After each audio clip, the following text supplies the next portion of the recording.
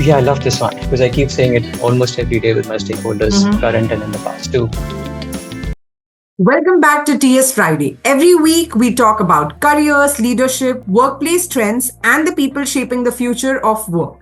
But today we're doing something a little different because when most people think about HR, they think about hiring, policies, and performance reviews. What they don't see are the conversations happening behind closed doors, the leadership dilemmas, the culture challenges, the resignations nobody expected, the difficult decisions with no perfect answers, and the moments that quietly shape entire organizations. To help us uncover these stories, I'm joined by Rohan, People and Culture Manager at HelpShift, someone who has spent years partnering with leaders, navigating organizational challenges, and helping teams perform at their best. So today we're opening the ghost files with Rohan. Rohan, welcome to TS Friday. Hi, Aisha. Thank you for having me. Hello, everyone. All right then. So let's move on to the first segment, Rohan, which is called What People Don't See. Before we get into the stories, people often have a very limited view of what HR and people and culture teams actually do. From your experience, what's one thing employees think they understand about HR, but they're completely wrong about? That's a good start. So most employees actually think HR has far more power than we actually do. If LinkedIn is to be believed, we are either masterminds running secret agendas or some villains canceling promotions over coffee. Right. Well, the reality is completely different. Mostly you would see HR is the only function sitting at the intersection of various areas: employee expectations, business realities, leadership priorities, legal risk, culture. So we don't own every decision, but we usually see the consequence of every decision. That's interesting because while most employees see the outcomes, HR often sees the entire story, like the challenges, difficult conversations, turning points, everything. So now let's open the files then, shall we? Absolutely looking forward. So the ghost file number 1 is called the leadership crisis. Tell us about a time when a leader came to you with a problem they couldn't solve on their own. What was the situation and how did you help navigate it? Interesting.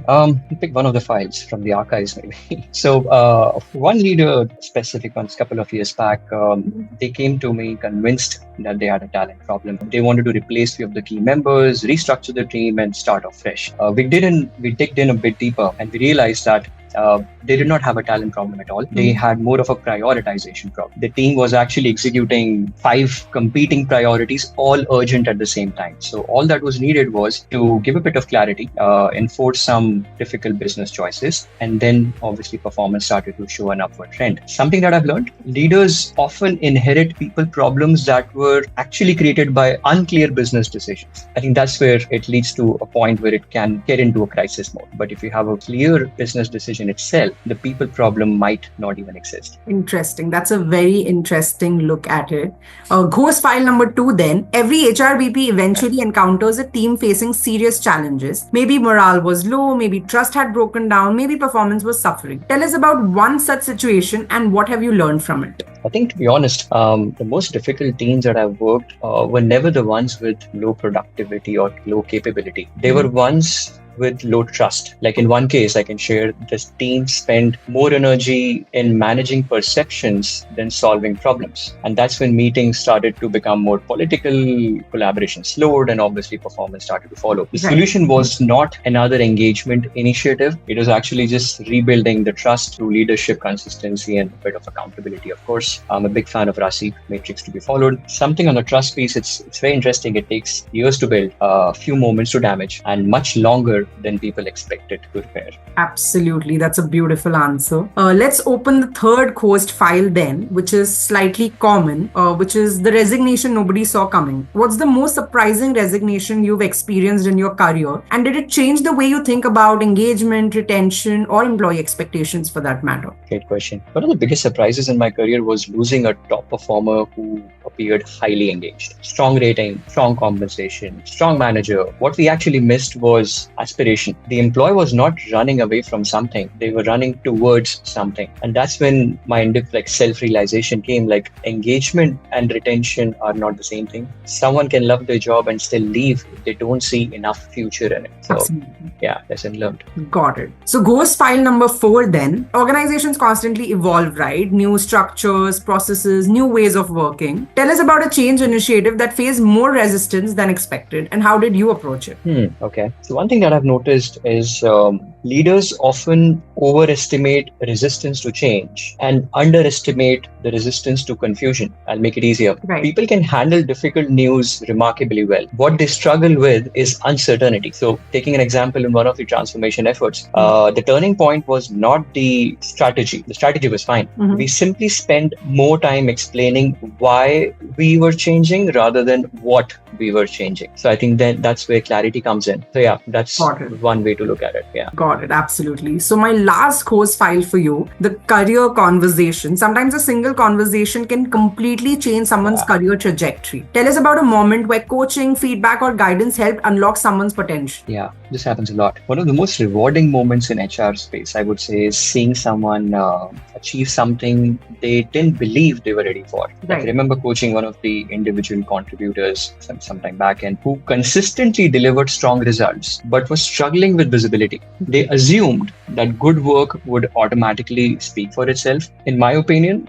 good work matters, but visibility matters too. And obviously, the outcome of this piece was a year later, the person started to move into a leadership role. And the change was not capability. It was actually confidence this individual started to carry. So, yeah. Interesting. That's a very beautiful way to put it, Rohan. Now that we've heard some incredible stories from you, now let's decode the lessons behind them. So my first question to you was the biggest misconception employees have about how people decisions are actually made inside organizations.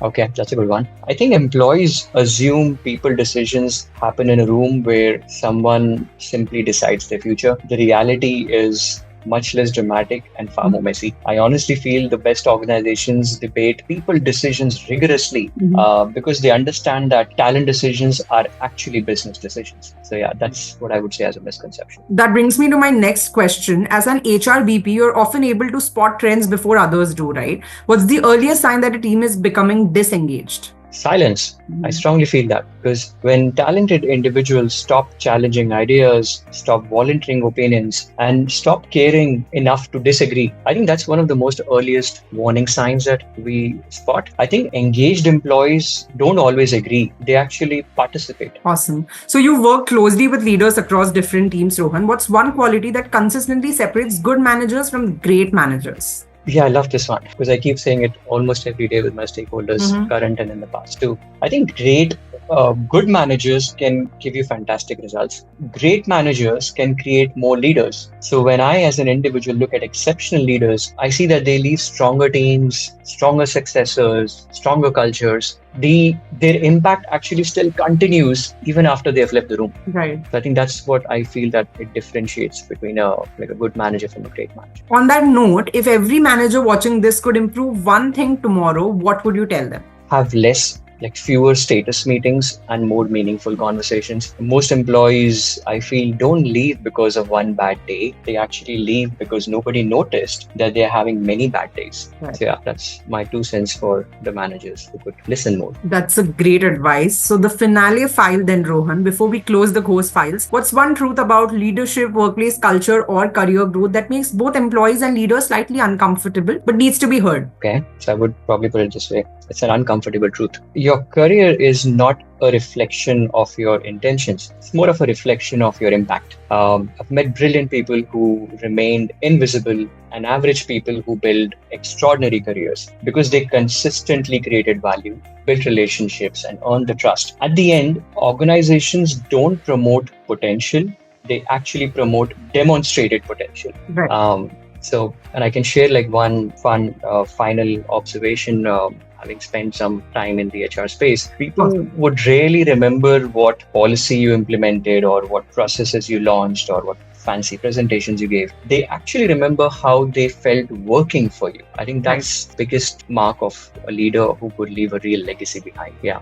That's what I would say. That was brilliant. Thank you so much, Rohan. And that's a wrap on another TS Friday episode. A huge thank you to Rohan for taking us behind the scenes and sharing stories that most people never get to hear. If you enjoyed this episode, let us know which course file resonated with you the most. And as always, we'll be back next Friday with another conversation from the world of talent, leadership, and the future of work. See you next week. Thank you so much, Rohan. Thank you, Aisha. Take care.